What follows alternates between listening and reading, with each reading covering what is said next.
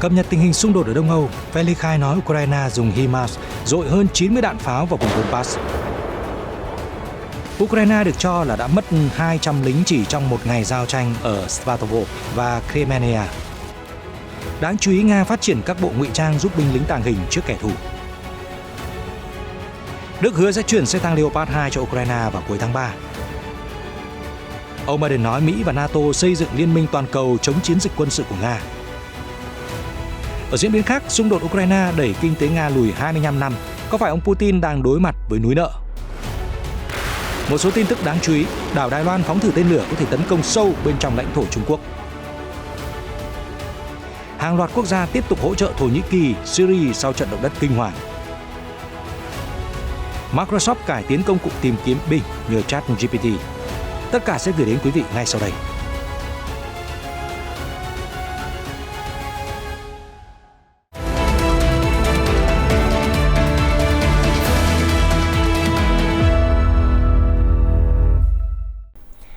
Chào mừng quý vị đến với chương trình tin quốc tế. Thưa quý vị, chiến trường Đông Âu thời gian qua sục sôi với hàng loạt tiến bộ đáng kể của lực lượng Nga. Ukraine được cho là đang nỗ lực tung các đòn đánh mới giữa lúc chờ nguồn viện trợ khí tài từ phương Tây. Hôm 8 tháng 2, TASS dẫn lời Felix khai của Cộng hòa Nhân dân Luhansk tự xưng LPR cho biết các lực lượng vũ trang Ukraine đã dùng pháo phản lực tầm trung HIMARS dội hỏa lực về phía làng Pisarevka. Các quan chức của Cộng hòa Nhân dân Donetsk tự xưng DPR cũng nói rằng quân đội Ukraine đã bắn tổng cộng 92 quả đạn pháo về phía các khu đông dân cư trong vùng. Cụ thể, Felix khai của LPR tuyên bố trên kênh Telegram Ukraine đã dùng pháo phản lực HIMARS tấn công vào khu dân cư Pisarevka ở quận Starobelsky thuộc Cộng hòa Nhân dân Luhansk. Cùng ngày, các quan chức của Cộng hòa Nhân dân Donetsk cũng cho biết trong vòng 24 giờ, quân đội Ukraine đã tiến hành 19 cuộc pháo kích vào các khu đông dân cư. Phía Kiev được cho là đã bắn tổng cộng 92 quả đạn pháo, chủ yếu là từ hệ thống tên lửa đa nòng Uragan và HIMARS. Quân đội Ukraine cũng được cho là đã sử dụng đạn pháo 155 ly tiêu chuẩn NATO và lựu pháo 152 ly do Liên Xô sản xuất cùng đạn cối 82 ly và 120 ly. Theo phía Felix khai, hỏa lực của Kiev đã dội vào 9 khu vực đông dân cư ở Donetsk bao gồm Alexandrovka, Golovka, Donetsk, Zheshevo, Moyos, Makiivka, Mineralny, Novobakhmutovka và Yasinovatia.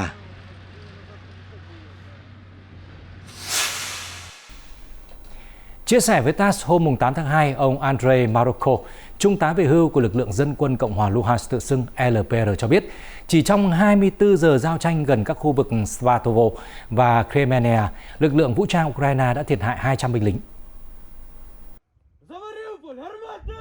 Ông Maroko nói thêm, thông tin từ tình báo Nga cho thấy các lữ đoàn quân sự số 14, 25, 81, 92 và 95 của Ukraine đang gánh chịu tổn thất nặng nề. Ngoài ra, có tới 30 binh lính của đơn vị phòng thủ số 103 của Kiev đã mất tích. Được biết trước đó, vị trung tá về hưu của Felix khai thân Nga cũng nói với TASS rằng tình báo Nga đã phát hiện nhiều binh lính Ukraine hoạt động gần Crimea đã đào ngũ. Theo ông, các quân đoàn của Kiev không thể giải quyết được tình hình trên. Mặt khác, tại một cuộc họp hôm 7 tháng 2, Bộ trưởng Quốc phòng Nga Sergei Shoigu cho biết Ukraine đã mất hơn 6.500 quân chỉ riêng trong tháng 1 năm 2023. Hiện Ukraine chưa đưa ra bình luận nào liên quan đến những thông tin trên. Giữa lúc cuộc chiến ở Ukraine chưa hạ nhiệt thì Nga được cho là đang nghiên cứu một bộ ngụy trang giúp các chiến binh trở nên tàng hình trước camera tầm nhiệt nhờ khả năng thay đổi màu sắc. Qua đó các binh lính có thể lẫn với địa hình mà không bị phát hiện. Trong một cuộc phỏng vấn với RIA Novosti, ông Vladimir Komusin, tổng giám đốc của công ty GJSG Quiras, đơn vị thiết kế bộ ngụy trang, đã tiết lộ một số chi tiết về sản phẩm mới. Cụ thể, ông Komusin nói, chúng tôi cố gắng cung cấp cho các chiến binh lớp ngụy trang giúp họ tàng hình trước kẻ thù, ngay cả khi đối mặt camera ảnh nhiệt. Điều này là hoàn toàn có thể nhờ các vật liệu mới đặc biệt. Theo ông, khả năng tàng hình có thể được tạo ra bằng cách dùng loại vải độc đáo với thuốc nhuộm đặc biệt. Đáng chú ý là nó vẫn hiệu quả dù không gian bên ngoài thay đổi. Ông Komusin tự tin khẳng định phát minh mới sẽ tác động đáng kể đến chiến trường trong tương lai. Theo Eurasian Times, bên cạnh kế hoạch nói trên, Nga cũng đang xúc tiến dự án Legionnaire, tập trung sản xuất các thiết bị cho lính chiến đấu trong tương lai, kế hoạch dự kiến hoàn thành vào giữa năm 2030. Ông Komusin dự đoán nguyên mẫu Legionnaire có thể ra mắt sớm nhất là vào năm 2023. Việc sản xuất hàng loạt và trang bị cho quân đội sẽ bắt đầu vào năm 2035. Được biết, CJSG Kuras là đơn vị sản xuất và phát triển áo giáp cũng như thiết bị chiến đấu cho Bộ Quốc phòng, cơ quan an ninh liên bang và các cơ quan thực thi pháp luật khác của Nga. Công ty này cũng đang nỗ lực phát triển bộ bảo vệ chiến đấu BPC, ngụy trang vào mùa đông và kính bảo hộ. Theo trang tin của Ukraine Ukrainska Pravda, Bộ trưởng Quốc phòng Đức đã công bố thời gian giao xe tăng chiến đấu Leopard 2 A6 mà Berlin hứa viện trợ cho Kiev. Thông tin trên được ông đưa ra trong chuyến thăm Ukraine vào hôm 7 tháng 2. Theo European Pravda, Bộ Quốc phòng Đức đã xác nhận thông tin trên thông qua bài viết trên Twitter. Cụ thể, trong cuộc gặp với Tổng thống Volodymyr Zelensky và người đồng cấp Ukraine Oleksiy Reznikov, Bộ trưởng Quốc phòng Đức Boris Pistorius cho biết xe tăng chiến đấu chủ lực Leopard 2 A6 đã sẵn sàng đến Ukraine vào cuối tháng 3 tới. Trước đó vào hôm 25 tháng 1, chính phủ Đức đã quyết định cấp cho lực lượng vũ trang Ukraine xe tăng Leopard 2 do nước này sản xuất sau thời gian dài lưỡng lự. Ngoài ra, Hội đồng An ninh Liên bang Đức cũng đã phê chuẩn cấp 178 xe tăng Leopard 1 cho Ukraine. Sau cuộc gặp với người đồng cấp Đức tại Kiev, Bộ trưởng Quốc phòng Ukraine Oleksiy Reznikov tuyên bố đất nước của ông sẽ được nhận 80 chiếc Leopard 1 vào cuối năm nay. 20 chiếc đầu tiên sẽ đến Kiev trước mùa hè. Thưa quý vị, trong thông điệp liên bang trước Quốc hội Mỹ mới đây, Tổng thống Joe Biden đã đưa ra nhận định đáng chú ý. Trong đó thì ông mô tả hoạt động quân sự đặc biệt của Nga ở Ukraine là một phép thử lâu dài đối với Washington. Vị lãnh đạo đồng thời khẳng định là đã cùng NATO xây dựng liên minh toàn cầu chống lại cuộc chiến mà Nga phát động. TASS dẫn thông tin ở Nhà Trắng công bố cho biết Tổng thống Joe Biden đã nói rằng các sự kiện ở Ukraine là một phép thử muôn thuở đối với nước Mỹ và cả thế giới. Đáng chú ý, ông chủ Nhà Trắng còn tuyên bố Hoa Kỳ đã đoàn kết với NATO và tạo ra một liên minh toàn cầu để chống lại các hoạt động quân sự đặc biệt của Nga ở Ukraine. Mỹ đã thể hiện vai trò lãnh đạo đoàn kết với NATO và xây dựng một liên minh toàn cầu. Ông Biden đã nhấn mạnh vào thông điệp liên bang trước Quốc hội Mỹ. Trong cuộc trao đổi với kênh truyền hình Nga RTVI công bố hôm 7 tháng 2, ông Sergei Baliev, Vụ trưởng Vụ châu Âu 2 thuộc Bộ Ngoại giao Nga đã khẳng định Moscow đã sẵn sàng thảo luận thực chất với phương Tây trong nhiều vấn đề khác nhau. Ông Baliev đã nhấn mạnh Nga sẵn sàng đối thoại với Anh, Phần Lan hay Thụy Điển, bất kỳ quốc gia nào cũng được, miễn là họ có mong muốn cùng trao đổi về biện pháp xoa dịu tình hình và giảm thiểu rủi ro. Nhắc đến phương Tây, nhà ngoại giao lưu ý thêm sẽ chẳng có lợi ích gì nếu tham gia vào các cuộc đàm phán mà Nga chỉ có thể lắng nghe các yêu sách từ đối phương như những trường hợp trước đây. Theo ông Believ, các nước phương Tây không thể đàm phán theo cách có ý nghĩa. Vụ trưởng lấy vụ nổ đường ống dẫn khí Nord Stream vào tháng 9 năm ngoái làm ví dụ. Theo ông, mặc dù Moscow nhiều lần kêu gọi cùng điều tra vụ việc, phương Tây đã tỏ ra miễn cưỡng và có các động thái đáng ngờ. Nhà ngoại giao tỏ ra nghi hoặc.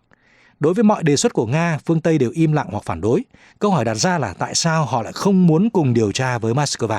Theo RT, mối quan hệ giữa Nga và phương Tây vốn đã căng thẳng nay lại càng leo thang sau khi Moscow phát động chiến dịch quân sự đặc biệt ở nước láng giềng Ukraine.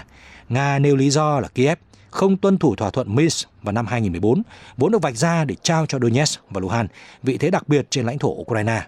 Sau này, các cựu lãnh đạo Ukraine, Đức và Pháp đều đã thừa nhận mục tiêu chính của các nước khi thúc đẩy thỏa thuận Minsk là câu giờ để Kiev xây dựng quân đội.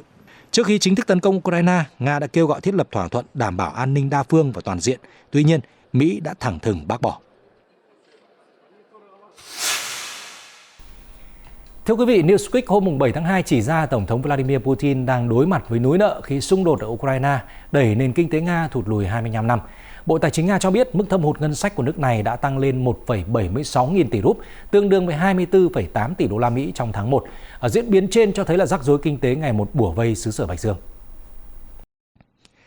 Theo số liệu của Bộ Tài chính Nga, gần một năm xung đột Đông Âu nổ ra, ông Putin dường như đang đối mặt với những rắc rối kinh tế ngày càng lớn. Theo Bloomberg, kể từ năm 1998, 1,76 nghìn tỷ rúp là con số đánh dấu mức thâm hụt ngân sách lớn nhất của Moscow trong tháng đầu năm. Bộ Tài chính Nga chỉ ra doanh thu thuế từ dầu khí đã giảm 46% trong tháng 1 năm 2023 so với một năm trước. Trong khi đó, ngân sách chi tiêu liên bang tăng 59% do chiến sự ở Ukraine. Doanh thu năng lượng của Nga cũng giảm do nguồn khí đốt xuất khẩu giảm và Moscow phải bán dầu với giá thấp hơn do sức ép từ phương Tây. Kể từ ngày 24 tháng 2 năm 2022, Moscow đã hứng chịu làn sóng trừng phạt do Mỹ dẫn đầu.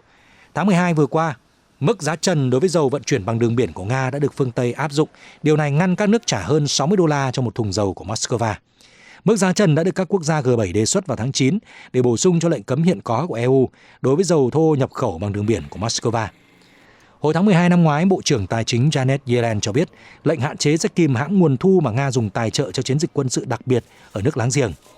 Vào ngày 16 tháng 1, Chủ tịch Ủy ban châu Âu Ursula von der Leyen cho biết phương Tây đã áp đặt các biện pháp trừng phạt mạnh nhất từ trước đến nay đối với Nga, khiến nền kinh tế nước này phải đối mặt với một thập kỷ suy thoái.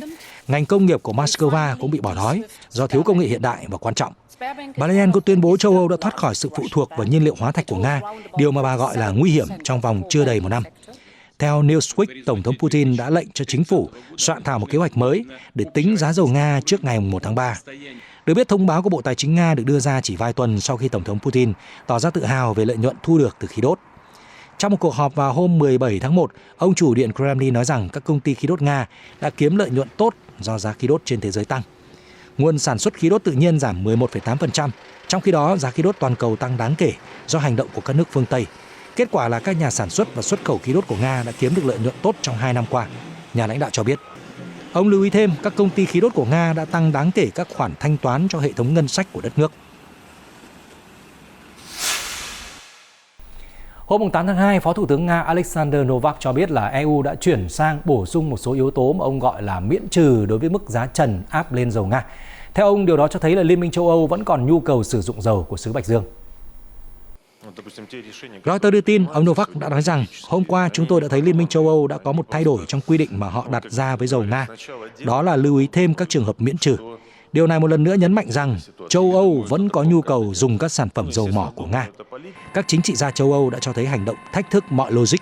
Họ đưa ra các quyết định để rồi lại nghĩ cách thoát khỏi tình huống đó. Tuần trước, EU đã tuyên bố đặt giá trần đối với các sản phẩm dầu mỏ tinh chế của Nga nhằm hạn chế nguồn thu mà Moscow đổ vào cuộc chiến ở nước láng giềng. Bên cạnh đó, Liên minh châu Âu cũng đưa ra một số miễn trừ trong cách thức áp dụng mức giá trần đó. Cụ thể, hướng dẫn mới nhất của EU chỉ ra mức giá trần sẽ không còn được áp dụng khi dầu thô hoặc các sản phẩm dầu mỏ được lưu thông tự do trong khu vực tài phán bên ngoài Nga và khi chúng đã được bàn giao cho khách hàng trên đất liền.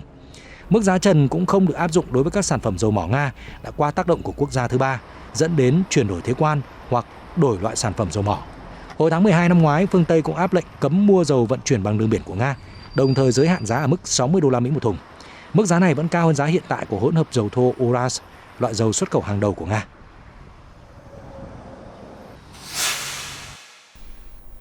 Ở diễn biến đáng chú ý khác, Đại sứ Nga tại Nam Phi mới đây khẳng định cuộc tập trận chung giữa Nga, Trung Quốc và Nam Phi diễn ra vào cuối tháng này không tạo ra bất kỳ thách thức nào cho cộng đồng quốc tế. Thông tin trên được TASS đăng tải hôm 8 tháng 2. Đại sứ Ilya Rogachev nói với kênh truyền hình Russia 1 của Nga vào tối 7 tháng 2 rằng các cuộc tập trận chung giữa Nga, Trung Quốc và Nam Phi sẽ chỉ diễn ra trong 2 ngày, thay vì kéo dài 10 ngày như truyền thông phương Tây đưa tin. Chúng không tạo ra bất kỳ thách thức nào cho cộng đồng quốc tế cả về mặt quân sự lẫn chính trị, cũng không vi phạm bất kỳ quy tắc nào trong luật pháp quốc tế. Dường như ngầm gửi thông điệp đến phương Tây, ông Rogachev gửi thông điệp kêu gọi các bên điềm tĩnh trước một số sự kiện diễn ra trên toàn thế giới, dù chúng có trái với mong muốn và không được họ chấp thuận đi chăng nữa. Trước đó vào hôm 23 tháng 1, Ngoại trưởng Nga Sergei Lavrov cho biết cuộc tập trận chung giữa nước này với Trung Quốc và Nam Phi sẽ được tổ chức ở Ấn Độ Dương vào tháng 2. Hoạt động trên diễn ra một cách minh bạch và không vi phạm bất kỳ quy tắc nào của luật pháp quốc tế. Phát biểu sau cuộc hội đàm với Ngoại trưởng Nam Phi Naledi Pandor, ông Lavrov cũng bày tỏ khó hiểu với phản ứng tiêu cực của phương Tây đối với cuộc tập trận sắp tới Nga, Trung và Nam Phi. Được biết, Mỹ đã nói rằng nước này quan ngại khi bất cứ quốc gia nào tập trận chung với Nga giữa lúc Moscow đang tiến hành chiến dịch quân sự chống lại Ukraine.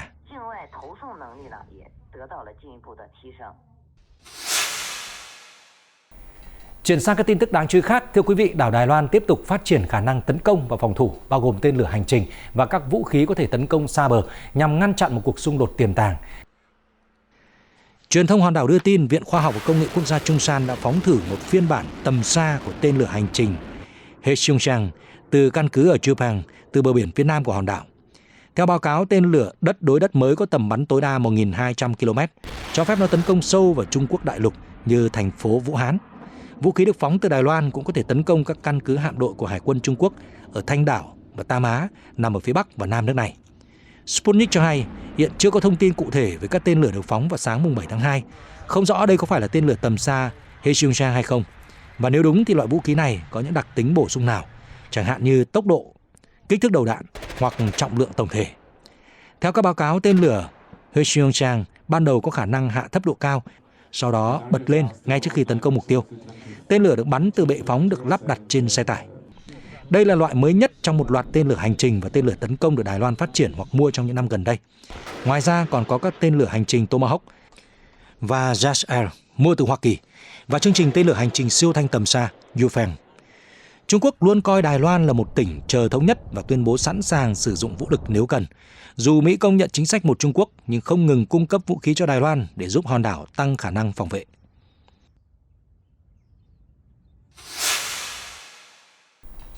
Thưa quý vị, quan hệ của Nga và Nhật Bản vốn gặp nhiều khó khăn, đặc biệt sau khi chiến dịch quân sự nổ ra ở Ukraine. Trong đó thì có các vấn đề liên quan đến tranh chấp lãnh thổ. Theo đài NHK, khi Nhật Bản kỷ niệm ngày lãnh thổ phương Bắc, Moscow có vẻ đang cố gắng thúc đẩy lòng yêu nước của người dân trên các hòn đảo do Nga kiểm soát mà Tokyo cũng tuyên bố chủ quyền. Vào tháng 3 năm ngoái, Nga tuyên bố đình chỉ đàm phán về hiệp ước hòa bình với Nhật Bản, bao gồm các cuộc đàm phán về vấn đề 4 hòn đảo. Động thái được đưa ra sau khi Nhật Bản áp đặt các biện pháp trừng phạt đối với Nga vì chiến dịch quân sự. Truyền thông Nga đưa tin, các nhóm ô tô với chữ Z đã xuất hiện trên các đường phố của các đảo. Đây là chữ cái biểu tượng cho sự ủng hộ đối với chiến dịch quân sự của Nga tại Ukraine. Các báo cáo cũng nói rằng người dân trên đảo cũng đã gửi đồ tiếp tế cho binh lính Nga ở Ukraine. Truyền thông Nga còn cho biết tang lễ đã được tổ chức cho một người lính đến từ một trong các đảo. Anh đã tử trận trong cuộc giao tranh ở Bakhmut, Ukraine. Trong khi đó, một người lính khác đến từ đảo Shikotan còn được ca ngợi như một anh hùng trong các lớp học trên đảo, sau khi anh thiệt mạng ở Ukraine. Theo NHK, một hiệp ước Nhật-Nga ký ngày 7 tháng 2 năm 1855 công nhận 4 hòn đảo thuộc về Nhật Bản. Tokyo gọi chúng là lãnh thổ phía Bắc. Mặc dù được Tokyo tuyên bố chủ quyền nhưng các đảo do Nga kiểm soát. Chính phủ Nhật Bản khẳng định các đảo là một phần vốn có của lãnh thổ nước này và bị chiếm đóng bất hợp pháp sau Thế chiến thứ hai. Vào tháng 3 năm ngoái, Nga tuyên bố đình chỉ đàm phán về hiệp ước hòa bình với Nhật Bản, bao gồm các cuộc đàm phán về vấn đề 4 hòn đảo. Động thái được đưa ra sau khi Nhật Bản áp đặt các biện pháp trừng phạt đối với Nga vì chiến dịch quân sự. Người đứng đầu cơ quan giám sát hạt nhân của Liên Hợp Quốc ngày 7 tháng 2 nhấn mạnh tính cấp bách của việc nối lại các nỗ lực ngoại giao nhằm hạn chế chương trình hạt nhân của Iran. Ông Rafael Grossi đồng thời cho rằng tình hình có thể nhanh chóng xấu đi nếu các cuộc đàm phán thất bại. Theo đài Republic World đưa tin. Ông Rafael Grossi, Tổng Giám đốc Cơ quan Năng lượng Nguyên tử Quốc tế cho biết nỗ lực ngoại giao chưa đạt đến điểm tốt nhất, nhưng để đạt tiến bộ không phải là không thể. Tôi hy vọng có thể tái thiết lập, khôi phục, củng cố cuộc đối thoại quan trọng đó. Không có nó, mọi thứ sẽ trở nên tồi tệ hơn. Ông Grossi nói trong một cuộc thảo luận tại nhóm chuyên gia cố vấn Anh Chatham House. Iran đã bắt đầu xây dựng lại kho dự trữ hạt nhân sau khi cựu Tổng thống Donald Trump rút Mỹ khỏi kế hoạch hành động toàn diện chung JCPOA. Các cuộc đàm phán về việc khôi phục thỏa thuận đã kết thúc vào tháng 8 năm ngoái. Iran vẫn chưa chấp nhận văn bản cuối cùng về lộ trình tiến triển do phương Tây đề xuất. Hồi tháng trước, ông Grossi đã cảnh báo rằng Iran có đủ uranium được làm giàu ở mức độ cao để chế tạo một số vũ khí hạt nhân nếu quốc gia Hồi giáo muốn như thế. Theo giới phân tích, các nỗ lực ngoại giao nhằm hạn chế chương trình hạt nhân của Iran đang gặp nhiều khó khăn khi Tehran được cho là cung cấp vũ khí cho Nga trong xung đột ở Ukraine và tình hình bất ổn ở Iran. Ông Grossi cảnh báo các vấn đề ở Trung Đông sẽ trở nên nghiêm trọng hơn nếu những nỗ lực ngoại giao thất bại.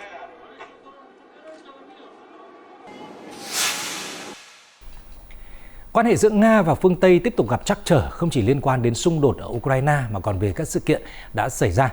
Đại sứ Nga tại Liên Hợp Quốc, ông Vasily Nebenzia nói với các phóng viên rằng tội ác do một số quốc gia gây ra trong chiến tranh Iraq vẫn chưa bị trừng phạt và việc hy vọng đưa những kẻ chịu trách nhiệm ra trước công lý có vẻ phi thực tế. Tuyên bố của ông được đưa ra trong một cuộc họp ngày 7 tháng 2, theo TASS. Đại sứ Nga phát biểu có nhiều thứ trên thế giới này vẫn chưa được điều tra, trong đó có trò lừa bịp ở Iraq. Không ai phải chịu trách nhiệm thực sự về những tội ác đã gây ra ở Iraq. Hôm nay tôi sẽ không giải thích với mọi người lý do tại sao. Nghĩ rằng sẽ có một cái gì đó như tòa án về chiến tranh Iraq sẽ hơi phi thực tế một chút. Ngày nay người ta bận rộn với những việc khác, nhưng vẫn còn đó những câu hỏi. Có quá nhiều tội ác đã gây ra mà người ta giả vờ như không hề tồn tại, như không có gì xảy ra. Theo ông Vasily Nebenzia, đây là thói đạo đức giả trong chính sách của một số nước, mà họ cũng có mặt trong Hội đồng Bảo an. Hãng thông tấn TASS sau đó nhắc lại sự việc xảy ra năm 2003. Tại cuộc họp của Hội đồng Bảo an Liên Hợp Quốc vào ngày 5 tháng 2, cựu Ngoại trưởng Hoa Kỳ Colin Powell đã đưa ra một ống nghiệm chứa một ít bột trắng, tuyên bố rằng đó là một mẫu vũ khí hóa học được phát triển ở Iraq. Theo quan điểm của Washington, điều này đã tạo đủ lý do để phát động một chiến dịch quân sự chống lại Baghdad. Tuy nhiên, Nga không coi ống nghiệm là bằng chứng đầy đủ chứng minh sự hiện diện của vũ khí hủy diệt hàng loạt ở Iraq. Do đó đã không diễn ra cuộc bỏ phiếu về nghị quyết sử dụng lực lượng quân sự chống lại Baghdad. Tuy nhiên, Hoa Kỳ và Vương quốc Anh đã tiến hành một chiến dịch quân sự mà không có sự đồng ý của cộng đồng toàn cầu. Cuối cùng không có dấu vết vũ khí hóa học nào được tìm thấy ở Iraq và bằng chứng được cho là giả mạo, theo TASS.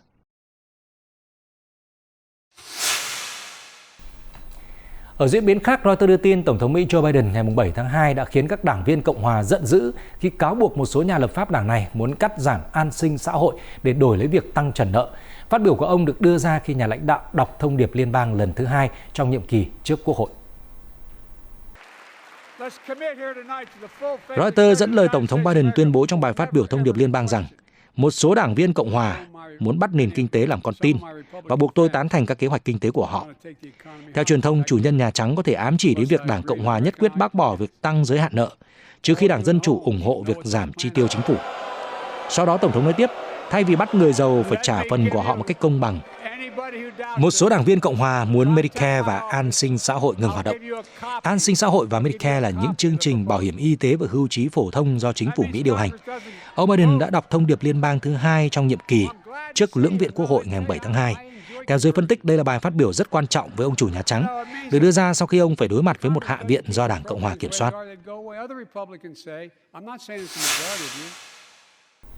Tiếp tục là tin tức liên quan đến nỗ lực viện trợ Thổ Nhĩ Kỳ và Syria sau trận động đất kinh hoàng khiến hơn 7.800 người thiệt mạng. Thưa quý vị, vào hôm 8 tháng 2, hãng tin Kyorai Hezbollah của Hàn Quốc cho biết nhà lãnh đạo Triều Tiên Kim Jong-un đã gửi điện chia buồn tới người đồng cấp Syria Bashar al-Assad. Trong thông điệp gửi tới Tổng thống Assad, ông Kim đã gửi lời chia buồn tới các nạn nhân trong thảm họa động đất xảy ra hôm 6 tháng 2. Nhà lãnh đạo Triều Tiên viết, tôi chắc chắn rằng dưới sự lãnh đạo của ngài, Syria sẽ sớm khắc phục thiệt hại sau trận động đất, nhanh chóng ổn định cuộc sống của những người dân bị ảnh hưởng. Được biết, Syria là một trong số ít các quốc gia mà Bình Nhưỡng duy trì quan hệ hữu nghị trong bối cảnh Liên Hợp Quốc áp đặt nhiều lệnh trừng phạt do chương trình hạt nhân và tên lửa của nước này. Hiện truyền thông nhà nước Triều Tiên chưa đưa tin tức nào về việc liệu ông Kim có gửi thông điệp chia buồn tới Thổ Nhĩ Kỳ, quốc gia chịu phần lớn thiệt hại trong trận động đất khủng khiếp vừa qua hay không. Thưa quý vị, các nhân viên cứu hộ Hàn Quốc đã khởi hành đến Thổ Nhĩ Kỳ ngay trước nửa đêm ngày 7 tháng 2. Hơn 110 nhân viên cứu hộ, nhân viên y tế và binh lính nước này sẽ được điều động tới khu vực xảy ra động đất để hỗ trợ công tác cứu nạn. Theo Reuters đưa tin hôm 8 tháng 2, Bộ Ngoại giao Hàn Quốc đã đề xuất cấp khoản viện trợ nhân đạo trị giá 5 triệu đô la Mỹ cho Thổ Nhĩ Kỳ. Trước đó vào hôm 7 tháng 2, Tổng thống Yoon suk yeol đã cử nhân viên cứu hộ và chuyển vật dụng y tế khẩn cấp đến Thổ Nhĩ Kỳ. Trong thông điệp gửi tới Ankara, ông Yoon bày tỏ, tôi muốn gửi lời chia buồn sâu sắc tới các nạn nhân trong trận động đất kinh hoàng. Vào năm 1950, khi Hàn Quốc bị đe dọa chủ quyền, Thổ Nhĩ Kỳ là quốc gia anh em đã triển khai đội quân lớn đến hỗ trợ chúng tôi bảo vệ tự do. Giờ đây khi Ankara gặp khó khăn, tôi đã yêu cầu các bộ trưởng chuẩn bị các nguồn hỗ trợ khẩn cấp. Nhà lãnh đạo nhấn mạnh tôi hy vọng các bộ sẽ tích cực hợp tác để hỗ trợ Thổ Nhĩ Kỳ. Trước hết cần phải cử nhân viên cứu hộ đến hiện trường để giải cứu nạn nhân ở dưới đống đổ nát, đồng thời gửi các loại thuốc cần thiết do các nguồn cung y tế có thể bị gián đoạn sau thiên tai.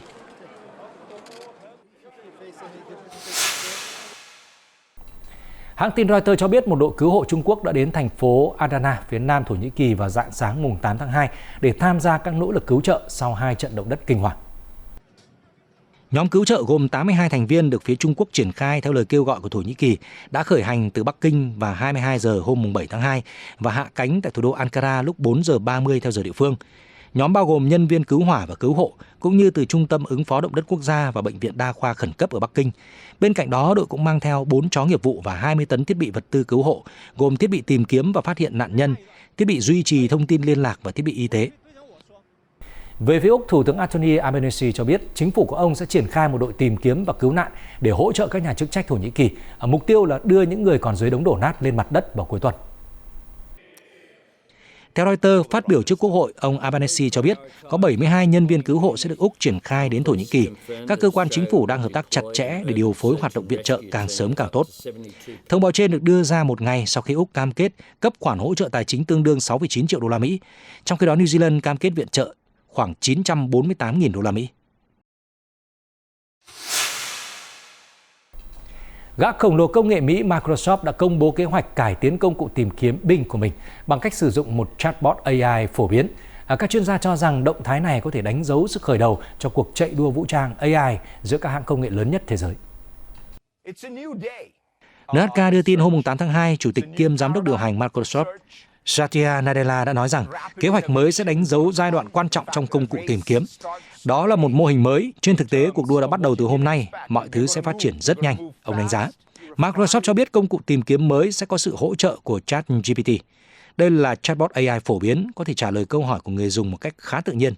Tháng trước, Microsoft đã công bố kế hoạch đầu tư hàng tỷ đô la vào OpenAI, công ty đứng sau ChatGPT. Các chuyên gia cho biết Microsoft đang dựa vào AI để thu hẹp khoảng cách trong cuộc đua phát triển công cụ tìm kiếm, lĩnh vực mà Google đang thống trị. Tin tức vừa rồi cũng đã kết thúc bản tin ngày hôm nay. Cảm ơn quý vị đã quan tâm theo dõi. Xin kính chào và hẹn gặp lại trong các bản tin sau.